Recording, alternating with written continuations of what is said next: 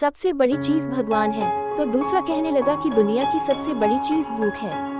तीसरे ने दोनों के जवाब को नकार दिया और कहा कि भगवान कोई चीज नहीं है और भूख को भी बर्दाश्त किया जा सकता है।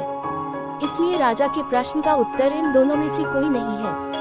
धीरे धीरे समय बीतता गया और मोहलत में लिए गए सभी दिन भी गुजर गए। फिर भी राजा द्वारा पूछे गए प्रश्न का जवाब न मिलने पर सभी मंत्रीगणों को अपनी जान की फिक्र सताने लगी। कोई अन्य उपाय न मिलने पर वो सभी बीरबल के पास पहुँचे और उन्हें अपनी पूरी कहानी सुनाई। बीरबल पहले से ही इस बात से परिचित थे। उन्होंने उनसे कहा, मैं तुम्हारी जान बचा सकता हूँ, लेकिन तुम्हें वही करना होगा जैसा मैं कहूँ। सभी बीरबल की बात पर राजी हो गए।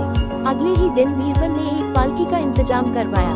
उन्होंने 2 मंत्रीगणों को पालकी उठाने का काम दिया, तीसरे से अपना हुक्का पकड़वाया और चौथे से अपने जूते उठवाए व स्वयं पालकी में बैठ गए। फिर उन सभी को राजा के महल की ओर चलने का इशारा दिया। Featured videos 360 play with A safer tomorrow for your loved ones. रात के 12:02 1:07। जब सभी बीरबल को लेकर दरबार में पहुंचे तो महाराज इस मंजर को देखकर हैरान थे।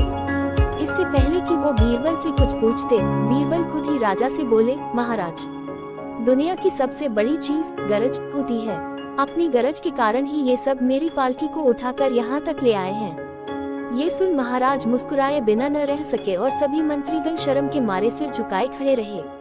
कहानी से सीख।